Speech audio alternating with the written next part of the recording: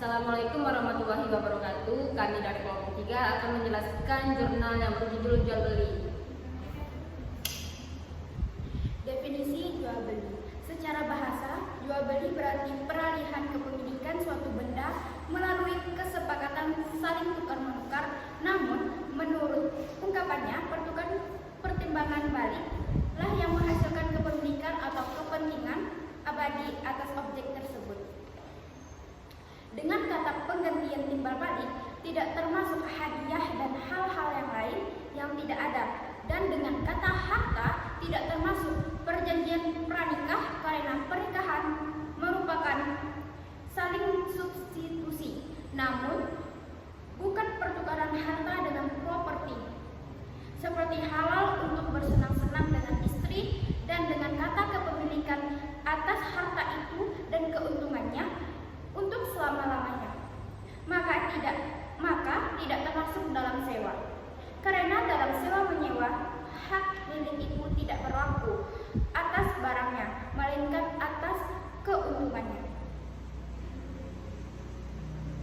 Penjelasan ini sama dengan apa yang tertulis dalam Sharih Fiqh Sunnah, namun dengan beberapa tambahan, yaitu bukan suatu kebutuhan yang mendesak dan semacamnya. Yang dimaksud dengan tidak mendesak adalah tidak termasuk sesuatu yang dapat digunakan karena keadaan mendesak atau darurat. Misalnya, penggunaan bangkai dalam keadaan darurat atau penggunaan anjing pembunuh karena keperluan yang mendesak. Pernyataan sesuatu yang setara dengan salah satunya menyiratkan pertukaran properti, bukan bahkan dalam bentuk sekuritas atau kepentingan. Dengan cara yang sama, pelajari lebih lanjut mengenai pengertian jual beli di bawah ini. Menurut Hanafiyah, jual beli mempunyai dua pengertian, yaitu pengertian khusus dan pengertian umum. Arti khusus dari jual beli adalah menukarkan barang dengan dua mata uang atau emas dan perak, atau menukarkan barang dengan uang atau sesuatu yang sepadan. Pengertian umum jual beli adalah pertukaran harta dengan cara yang khusus. Harta itu meliputi zat atau barang atau uang. Menurut Syafi'iyah, memberikan pengertian jual beli secara akad yaitu menyambut pertukaran harta dengan syariat yang dijelaskan kemudian untuk mendapatkan kepemilikan tetap atas barang atau manfaat tersebut. Yang ketiga, menurut Hanabilah, pengertian jual beli adalah sebagai berikut. Yang pertama, pertukaran harta dengan harta, pertukaran mubah bermanfaat dengan mubah yang bermanfaat selamanya, tidak ada riba maupun tidak ada utang. Baik, yang selanjutnya yaitu adalah landasan hukum jual beli. Abu Sa'id bin Abu Am mengabarkan kepada kami, Abu Abbas al-Asam mengabarkan kepada kami, dan Abu Syafi'i mengabarkan kepada kami. Penghalalan jual beli oleh Allah itu mengandung kemungkinan makna, yaitu pertama, Allah menghalalkan setiap jual beli yang biasa dilakukan manusia dengan sikap saling rela dalam keduanya. Dengan demikian, jual beli termasuk dalam hukum umum yang Allah tetapkan dengan kitabnya dan dijelaskan cara melakukannya dalam sabda Nabi-Nya. Allah mengharamkan memakan harta orang lain dengan cara batil, yaitu tanpa ganti dan hibah. Yang demikian itu adalah batil berdasarkan 5 umat, termasuk di dalamnya juga semua jenis akad yang rusak yang tidak boleh secara syarah, baik karena unsur riba maupun tidak diketahui. Sedangkan dalil dari hadis adalah sabda Nabi SAW yang artinya, 2 orang yang jual beli berhak berwakil atau memiliki untuk melangsungkan untuk atau membatalkan transaksi selama mereka belum berpisah. Hadis lain yang menerangkan tentang jual beli yaitu dari Jabir al-Abdullah bahwasanya ia mendengar Rasulullah bersabda pada tahun kemenangan di Mekah. Aturan-aturan yang diuraikan di atas dapat dijadikan landasan atau bukti untuk menentukan hukum dalam berbagai hal yang berkaitan dengan pembiayaan syariah. Berdasarkan landasan hukum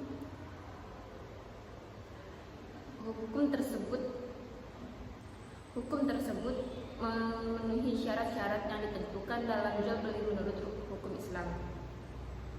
Agama Islam melindungi hak asasi manusia dalam kepemilikan harta benda miliknya dan memberikan kesempatan kepada setiap orang memiliki milik orang lain dengan cara yang telah ditentukan. Menurut prinsip-prinsip muamalah adalah sebagai berikut. Yang pertama, prinsip kerelaan. Yang kedua, prinsip bermanfaat. Yang ketiga, prinsip tolong-menolong. Dan yang keempat, prinsip tidak terlarang. Yang selanjutnya yaitu rukun dan pelaksanaan jual beli. Rukun jual beli ada 3. Yang pertama yaitu kedua belah pihak yang berakal yang diakadkan dan lafal. Pertama, sigat adalah ijab kabul. Ijab diambil dari kata aujaba yang artinya meletakkan. Dari pihak penjual yaitu memberi hak milik, dan kabul yaitu orang yang menerima hak milik. Mengenai hal ini ada 3 pendapat ahli fikih. Yang pertama, transaksi jual beli tidak sah kecuali dengan ucapan serta dan terima, dan ini adalah hukum asal akad baik dalam jual beli, sewa menyewa, hibah dan nikah. Ketiga, akad dianggap sah dengan segala hal yang menunjukkan pada tujuannya, baik dengan perkataan ataupun perbuatan. Jadi setiap hal yang dianggap oleh manusia sebagai jual beli dan persewaan, maka itu adalah jual beli dan persewaan, walaupun manusia berbeda-beda dalam mengungkapkan perbuatan. Macam-macam jual beli. Macam-macam jual beli dalam Islam dapat dilihat pada 2 sudut pandang, yaitu dari kacamata hukum dan dari kacamata barang yang diperjualbelikan. Bisnis dilihat dari kacamata hukum Islam dibagi menjadi 2 macam, yaitu jual beli bisnis yang sah menurut hukum Islam, jual beli yang batal menurut hukum Islam. Sedangkan jual beli ditinjau dari segi benda dibagi menjadi 3 macam. Pendapat ini dikemukakan oleh Imam Taqiyuddin. Jual beli dibagi menjadi 3 bentuk, yaitu jual beli barang yang kelihatan. Yang kedua, jual beli yang disebutkan sifat-sifat dalam janji. Yang ketiga yaitu jual beli benda yang tidak ada. Baiklah, selanjutnya saya akan menjelaskan contoh kasus dalam jual beli. Yang pertama, jual beli anjing dan hewan yang tidak dapat dimakan. Imam Syafi'i berkata, sesungguhnya Rasul melarang untuk mengambil hasil dari penjualan anjing, pelacuran dan juru ramal. Sesungguhnya Rasulullah SAW bersabda yang artinya, barang siapa yang memelihara anjing, kecuali anjing yang dapat dimanfaatkan untuk menjaga ternak dan anjing untuk berburu, maka pahala amal perbuatan akan berkurang 2 qirat setiap hari. Tidak diperbolehkan mengambil uang hasil dari penjualan anjing secara langsung. Yang kedua, jual beli mukhadarah atau al-muhaqalah. Mukhadarah yaitu memperjualbelikan buah-buahan atau biji-bijian yang masih hijau, atau dalam buku lain dinamakan al-muhaqalah, yaitu menjual hasil pertanian yang masih muda atau menjualnya ketika masih kecil. Hal ini merujuk pada hadis Nabi yang disampaikan oleh Anas radhiyallahu. Rasulullah SAW bersabda melarang mukhadarah, mulamasa, munamazah, dan muzabanah. Hadis riwayat Bukhari. Ibnu Umar juga memberitakan Rasulullah SAW bersabda telah melarang buah-buahan sebelum nyata jadinya. Ia larang penjual dan pembeli. Muttafaq alaih. Yang ketiga, jual beli benda najis dan penipuan. Dalam hadis Nabi SAW banyak menjelaskan tentang larangan untuk memakan dan memperjualbelikan benda-benda najis. Ini antara lain dari Jabir ibnu Abdullah radhiyallahu yang mendengar Rasulullah SAW bersabda pada waktu tahun kemenangan ketika itu beliau di Makkah, sesungguhnya Allah dan Rasulnya mengharamkan jual beli khamar, bangkai, babi dan berhala. Kemudian dinyatakan kepada beliau, "Wahai Rasulullah, bagaimana pendapat Anda tentang lemak bangkai karena ia dapat digunakan untuk mengecat perahu, meminyaki kulit, dan dapat digunakan oleh orang-orang untuk penerangan?"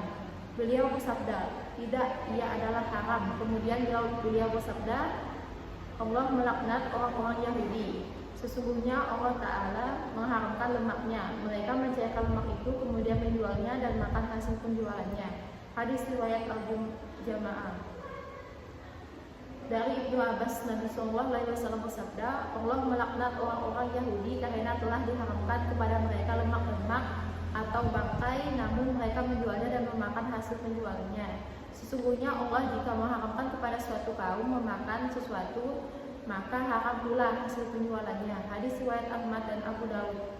Disebutkan dalam hadis lain dari Abu Hurairah radhiyallahu, Rasulullah SAW lewat pada setumpuk makanan, kemudian beliau memasukkan tangannya ke dalam tumpukan makanan tersebut. Maka jari-jari beliau terkena makanan yang basah. Beliau bertanya, "Apa ini wahai pemilik penjual makanan?" Ia menjawab, "Terkena hujan wahai Rasulullah." Beliau bersabda, "Mengapa kamu tidak menaruh yang basah ini di atas agar dapat dilihat orang? Barang siapa yang menipu, maka ia bukan golonganku." Hadis riwayat Muslim. Baiklah, sekian penjelasan dari jurnal kami. Kami mohon undur diri. Wassalamualaikum warahmatullahi wabarakatuh.